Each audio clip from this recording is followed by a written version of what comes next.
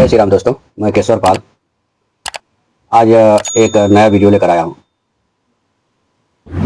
रामपाल के कुछ भक्तों ने हनुमान जी के ऊपर आपेच करने का कोशिश किया है और भगवान राम को तुच्छ बनाने की कोशिश की है।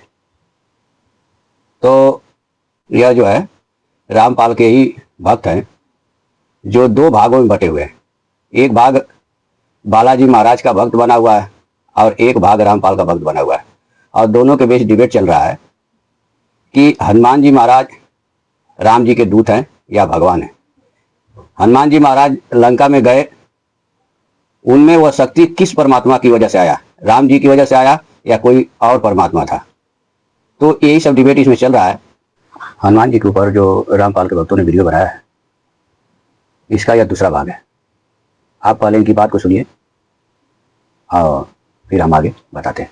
चलिए शुरू करते हैं आज का अपना ये विशेष कार्यक्रम, जहां एक और तो हमारे साथ हैं महाबली हनुमान के भक्त, तो वहीं दूसरी ओर हमारे साथ हैं संत रामपाल महाराज के समर्थक। सबसे पहले हनुमान भक्तों से जान लेते हैं कि वो अपने क्या विचार व्यक्त करना चाहते हैं। जी जय बजरंगबली, अजब आपकी शक्ति है, अजब आपके रंग चरणों में गिर गया ऐ मेरे बजरंग। हनुमान जी महाबली हैं, बजरंग बली हैं, शिव जी के 11वें रुद्र अवतार हैं, वह संकट मोचन है, राम दूत हैं, महान बलशाली भगवान है और हमारे इष्ट भी हैं। जय बजरंगबली। मान्यवर महंत जी, हमारे सद ग्रंथों में लिखा है, एक महर्षि तुलसीदास जी की रामचरितमानस में एक वृत्तांत आता है। जब हनुमान जी माँ सीता की खोज करने के लिए लंका में गए और माँ वाटिका में बैठी हुई थी, तो माँ ने हनुमान जी से पूछा कि आप कौन हैं। हनुमान जी ने अपना इंट्रोडक्शन दिया। आप सुनिएगा महंत जी, इस चीज को हनुमान जी स्वयं बता रहे हैं। हनुमान जी ने इंट्रोडक्शन दिया, ये सुंदरकांड के अंदर लिखा हुआ है कि राम दूत में मातु जानकी सत्य शपथ करुणा निधान की। भगवान की सौगंध खाते हुए बता रहे हैं कि मैं राम का दूत हूं। और आपको मानना होगा मान्यवर, आपको मानना होगा। आप सुनिएगा, आपको मानना होगा। तो दोस्तों, आप लोगों ने अभी सुना इन लोगों की बातों को। जो बालाजी का भक्त बना हुआ है, उसने तो स्वयं पहले ही कह दिया कि हनुमान जी महाराज राम जी के दूत हैं, और उसके मुंह से निकल गया भगवान है। इधर ये जो रामपाल का भक्त बना हुआ है, इसने एक दोहा और एक श्लोक पढ़ करके बता दिया कि सिद्ध कर दिया कि नहीं, राम जी के दूत हैं हनुमान जी, भगवान नहीं है। भगवान दरअसल दोस्तों एक संबोधन शब्द है। अब जैसे इंद्र भगवान, इंद्रदेव या ब्रह्मदेव, विष्णु भगवान, शंकर भगवान, वैसे ही हनुमान जी कहा जाता है इनको। कहीं पर भी हनुमान भगवान नहीं लिखा है, भगवान हनुमान नहीं लिखा है, भगवान वेद व्यास। ये क्या है? संबोधन शब्द है, आदरणीय शब्द, संबोधन शब्द। और ये सब उसी को तुले हुए हैं कि सिद्ध करो कि भगवान क्यों कह दिया भगवान है। अरे वो तो पहले ही वो कह चुका है कि नहीं, हनुमान जी राम जी के दूत हैं, और तुम लोग इसी को बहस कर रहे हो। अब इन लोगों की आगे की बात सुनते हैं, ठीक है? क्या कहेंगे आप? जी महंत जी, ये लोग कैसी अनाप शनाप बात कर रहे हैं हनुमान जी के बारे में। देखिए आप, हनुमान जी वो महाबली हैं जिन्होंने एक ही छलांग में समुद्र पार करके रावण की सोने की लंका को जला दिया। और हनुमान जी वो महाबली है, अगर वो चाहते तो युद्ध से पहले ही माता सीता को रावण का वध करके माता सीता को रामचंद्र जी के पास ले जाते। और उस महाबली की शक्ति देखिए, उस महाबली की शक्ति देखिए, जिन्होंने लक्ष्मण जी के प्राणों की रक्षा करने के लिए एक ही रात में संजीवनी बूटी लाने के लिए द्रोणागिरी पर्वत पर पहुंच गए। और उन्होंने और देखिए महंगी और देखिए, और सूर्य उदय होने से पहले ही वो संजीवनी बूटी सहित द्रोणागिरी पर्वत को रामचंद्र जी के पास उठाकर ले गए। और ये कह रहे थे हनुमान जी भगवान नहीं है। हनुमान जी भगवान नहीं है तो क्या है, हमें बताइए।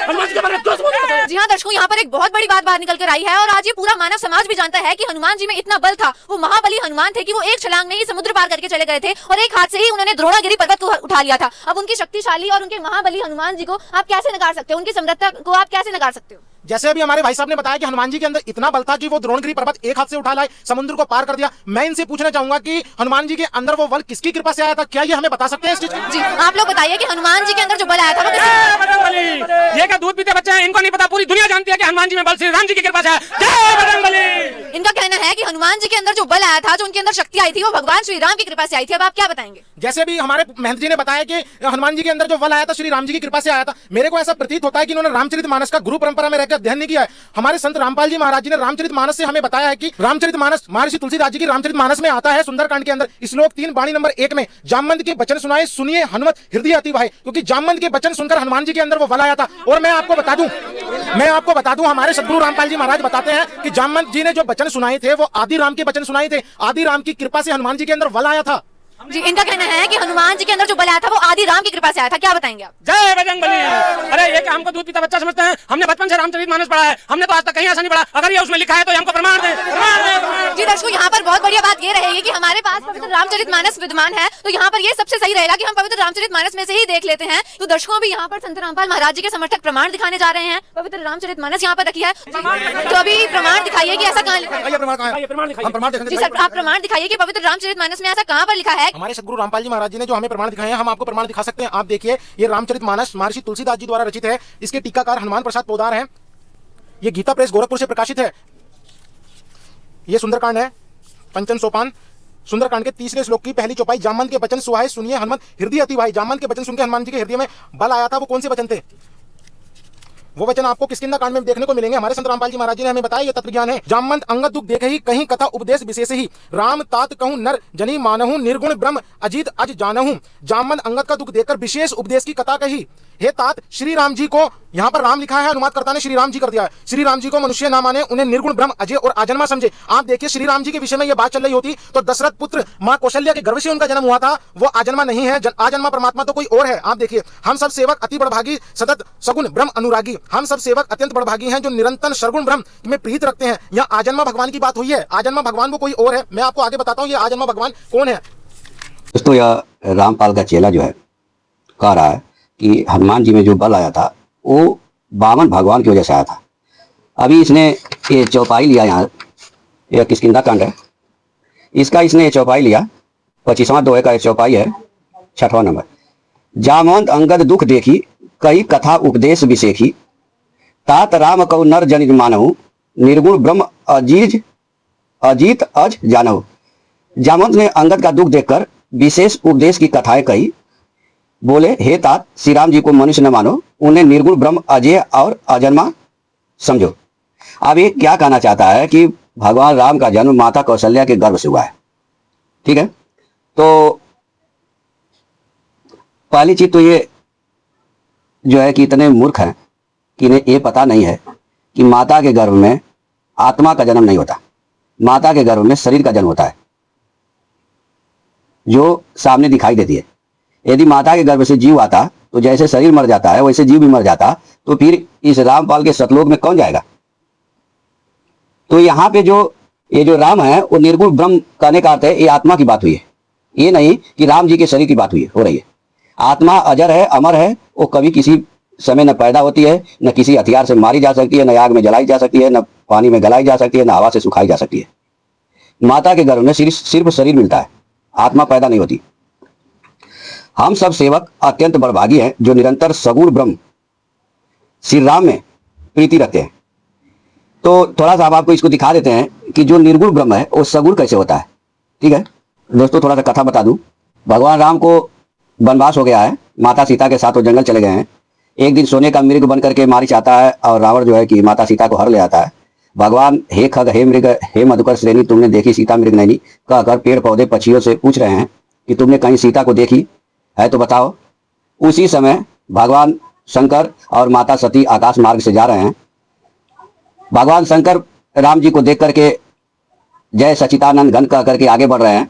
माता सती को जो है भ्रम हो जाता है और माता सती जो है कहती है कि मैं तो जानती हूँ कि आप ही भगवान हैं और आप जो है कि एक राजा का लड़का जो है और वन में घूम रहा है, स्त्री के पीछे हाय सीता कर रहा है और आप इसको जो है कि जय सचिदानंद घन कह रहे हैं, आखिर ये कैसे है? तो दोस्तों कथा बड़ी है। वहाँ पे माता सती जो है परीक्षा लेने जाती है और भगवान वहाँ पे अनंत रूप दिखाते हैं। माता सती को हर तरफ राम ही राम नजर आते हैं, हर तरफ लक्ष्मण सीता नजर आते हैं। तो सीता का रूप बना करके वो परीक्षा लेने के लिए जाती हैं। जब ये बात शंकर भगवान को पता चलता है तो शंकर भगवान प्रतिज्ञा कर लेते हैं और माता सती का परित्याग कर देते हैं और सती जो है कि अपने पिता दक्ष के यज्ञ में जाकर अपना शरीर भस्म कर लेती है। तो ये कथा बड़ी लंबी है। तो फिर दूसरे जन्म में जो वो पार्वती के रूप में उत्पन्न होती हैं, तब वहाँ पे वो प्रश्न यही करती हैं जो पहले वाला उनका प्रश्न था। तब उन्होंने यहाँ से प्रश्न किया है हे प्रभु, ये देखिए यहाँ से यह दोहा जो है कि 107 का चौपाई नंबर 3 है कि हे प्रभु, जो परमार्थ तत्व है, ब्रह्म के ज्ञाता और वक्ता मुनि हैं, वे श्री रामचंद्र जी को। दोस्तों, यह रामपाल के चेले जो है कि यहाँ जो राम शब्द आया है, फिर यहाँ श्री रामचंद्र जी आया है, तो ये जो है कहते हैं कि यहाँ मूल भाषा में तो राम लिखा है, लेकिन इन्होंने यहाँ श्री राम कर दिया है, श्री रामचंद्र जी कर दिया है। तो मैं कहना चाहूँगा दोस्तों, यह जो है कि चौपाई छंद में लिखा गया है, और चौपाई में 4 चरण होते हैं, 1, 2, 3 और 4। ये 4 चरण होते हैं। हर चरण में 16-16 मात्राएं होती हैं। यदि यहाँ राम की जगह पे श्री रामचंद्र जी लिख दिया जाएगा तो यह चौपाई की मात्राएं बढ़ जाएंगी और यह चौपाई नहीं रह जाएगा, यह चौपाई नहीं रह जाएगा। तो इसलिए यहाँ पे श्री राम आया है, सिर्फ राम शब्द आया है। अगर यहाँ पे श्री रामचंद्र जी लिख दिया जाएगा तो ये चौपाई नहीं रह पाएगी, ठीक है, क्योंकि इसकी मात्राएं बढ़ जाएगी। तो इसीलिए ऐसा लिखा गया है। यह नहीं कि यहाँ पे राम लिखा गया, यहाँ श्री रामचंद्र लिखा गया तो ये अलग है, ये अलग है, नहीं। इसमें रामचरितमानस में यही संशय को दूर किया गया है कि जो राम है वही परमात्मा है, इसी चीज को बताया गया। तो आगे कहती है, और हे कामदेव के शत्रु, आप भी दिन रात आदरपूर्वक राम राम जपा करते हैं।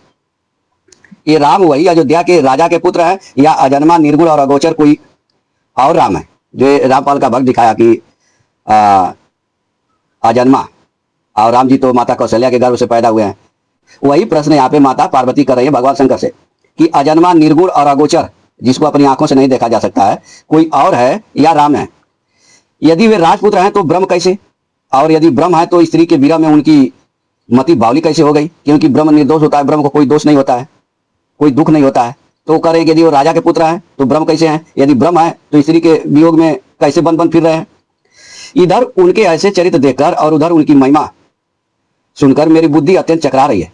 यदि इच्छा रहित व्यापक समर्थ ब्रह्म कोई और है तो हे नाथ, मुझे उसे समझाकर कहिए। मुझे नादान समझकर मन में क्रोध न लाइए, जिस तरह मेरा मोह दूर हो वही कीजिए। तब यहाँ पे माता सती ने बहुत बात पूछी है। तो भगवान शंकर जो है, भगवान शंकर यहाँ से यह जो है कि दोहा नंबर 110 का चौपाई नंबर 4 है, यहाँ से भगवान बोल रहे हैं कि श्री महादेव जी के हृदय में सारे रामचरित आ गए। जब माता ने पूछा कि राम के चरित्र बताइए, राम कौन है, वो अजन्मा, निर्गुण ब्रह्म राम है या कोई और है? तब यहाँ पे भगवान बता रहे हैं, शंकर भगवान, कि प्रेम के मारे उनका शरीर पुलकित हो गया और नेत्रों में जल भर आया। श्री रघुनाथ जी का रूप उनके हृदय में आ गया, जिससे स्वयं परमानंद स्वरूप शिव जी ने भी अपार सुख पाया, जिसके बिना जाने झूठ भी सत्य मालूम होता है। जैसे बिना पहचानने रस्सी में सांप का भ्रम हो जाता है, और जिसके जान लेने पर जगत का उसी तरह लोप हो जाता है, जैसे जागने पर स्वप्न का भ्रम जाता रहता है। मैं उन्हीं श्री रामचंद्र जी के बाल रूप की वंदना करता हूं, जिनका नाम जपने से सब सिद्धियां सहज ही प्राप्त हो जाती है। मंगल के धाम, अमंगल के हरने वाले और श्री दशरथ जी के आंगन में खेलने वाले वे श्री रामचंद्र जी मुझ पर कृपा करें, ऐसा शंकर भगवान कर रहे हैं। दशरथ अजीर बिहारी, यहाँ मंगल भवन अमंगल हारी, द्रवहुस दशरथ अजर बिहारी। त्रिपुरासुर का वध करने वाले शिव जी श्री रामचंद्र जी को प्रणाम करके आनंद में भरकर अमृत के समान वाणी बोले, हे गिरिजा कुमारी पार्वती, तुम धन्य हो, तुम्हारे समान कोई उपकारी नहीं है। तुमने श्री रघुनाथ जी की कथा का प्रसंग पूछा है, जो कथा समस्त लोगों के लिए जगत को पवित्र करने वाली गंगा जी के समान है। तुमने जगत के कल्याण के लिए ही प्रश्न पूछे हैं। तुम श्री रघुनाथ जी के चरणों में प्रेम रखने वाली हो। हे पार्वती, मेरे विचारों में तो श्री राम जी की कृपा से तुम्हारे मन में स्वप्न में भी शोक और मोह, संदेह और भ्रम कुछ भी नहीं है।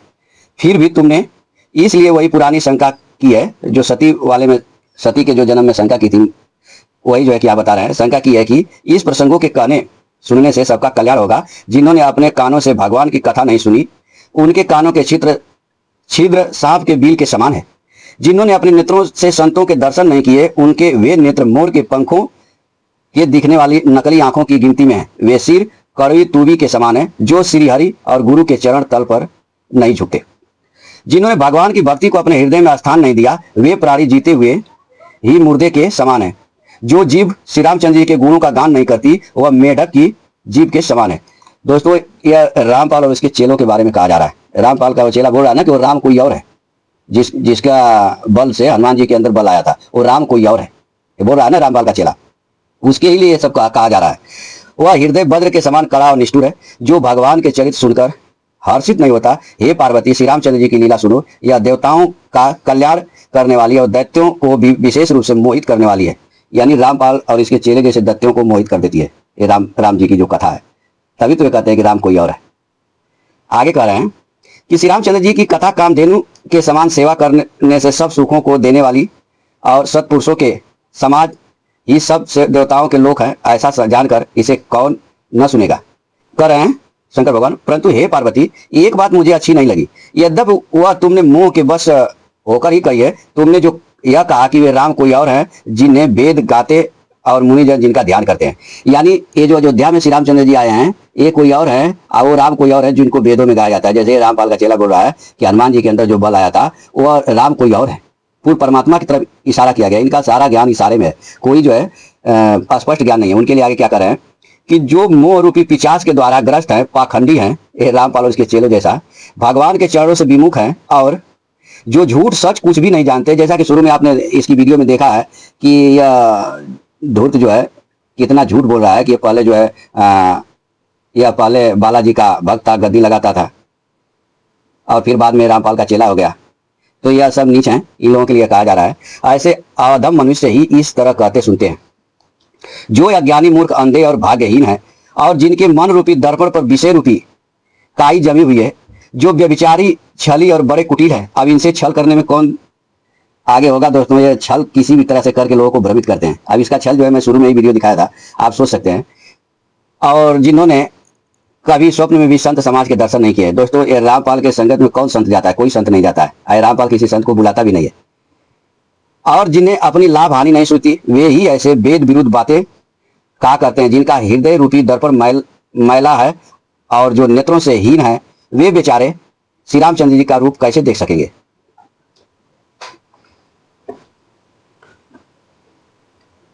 जिनको निर्गुण और सगुण का कुछ भी विवेक नहीं है, जो अनेक मनगढ़ंत बातें बका करते हैं। अब रामपाल और इसके चेलों जैसा बातें बहुत मन में बना के बकते रहते हैं सब, जो श्री हरि की माया के वश में होकर जगत में जन्म मृत्यु के चक्कर में भ्रमते फिरते हैं। उनके लिए कुछ भी कर डालना असंभव नहीं है। अब यहाँ से दोस्तों बहुत बड़ी है। यहाँ से सगुण और निर्गुण में कुछ भी भेद नहीं है। मुनि, पुराण, पंडित और वेद सभी ऐसा कहते हैं। जो निर्गुण, अरूप, निराकार, अलख और अजन्मा है, वही भक्तों के प्रेम बस सगुण हो जाता है। कैसे सगुण हो जाता है? जो निर्गुण है, यहाँ पे कह रहे हैं अगुण, अरूप, अलख, अज जोई, भगत प्रेम बस सगुण सो होई। कैसे हो जाता है भक्त के प्रेम बस? कैसे? जो निर्गुण है वही सगुण कैसे है? जैसे जल और ओले में भेद नहीं है।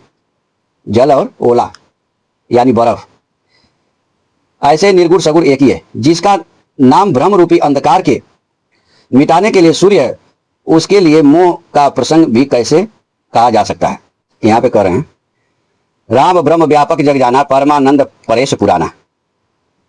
श्री रामचंद्र जी जो व्यापक ब्रह्म है, परमानंद स्वरूप है, परात्पर प्रभु और पुराण पुरुष है, इस बात को सारा जगत जानता है, सिर्फ रामपाल और उसके चेलों को छोड़कर। यह दोहा नंबर बालकांड का ये सब चौपाई है दोस्तों। यह दोहा नंबर जो है 116 का चौपाई नंबर 3 है। दोहा नंबर 116 का चौपाई नंबर 3 है। सबकर प्रभ प्रकाशक जोई, राम अनादि अवधपति सोई। अवधपति राम जी वही है जो सबका प्रकाशक है।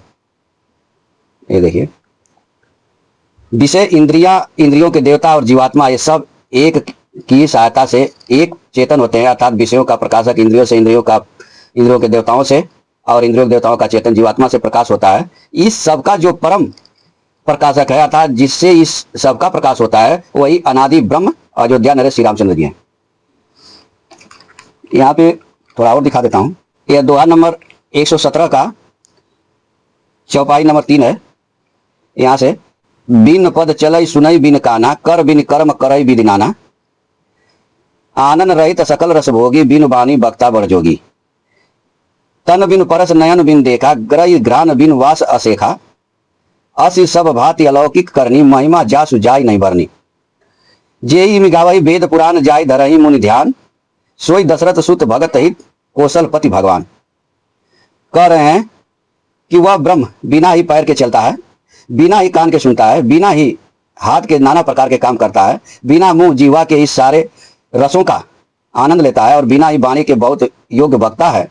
वह बिना ही शरीर के स्पर्श करता है, बिना ही आंखों के देखता है और बिना ही नाक के सब गंधों का ग्रहण करता है, सूंघता है। उस ब्रह्म की करनी सभी प्रकार से ऐसी अलौकिक है कि जिसकी महिमा कही नहीं जा सकती, जिनका वेद और पंडित इस प्रकार वर्णन करते हैं और मुनि जिनका ध्यान धरते हैं, वही दशरथ नंदन भक्तों के हितकारी अयोध्या के स्वामी भगवान श्री रामचंद्र जी हैं। तो यहाँ सिद्ध हुआ कि जो ब्रह्म निर्गुण अजन्मा निराकार जो ब्रह्म है वही भगवान है। किस लिए है? भक्तों के लिए। भगवान राम वही है, भक्तों के लिए। ठीक है। तो दोस्तों, आपने इस वीडियो में क्या देखा कि यहाँ किसी पूर्ण परमात्मा की बात नहीं हो रही थी, यहाँ भगवान राम की बात हो रही है। रामचरितमानस के में भगवान राम ही सर्वोपरि है। ठीक है। वह निर्गुण निराकार जो परमात्मा है, वो प्रेम से भक्त जब उसको पुकारता है तो वो सगुण हो जाता है। और कैसे सगुण होता है? जैसे पानी से बर्फ बन जाता है। तो दोस्तों, ये सब कुल मिला जुला करके केवल गुमराह करते हैं। ठीक है। तो आज के लिए इतना ही, फिर मिलेंगे नेक्स्ट वीडियो में। तब तक के लिए जय सीताराम।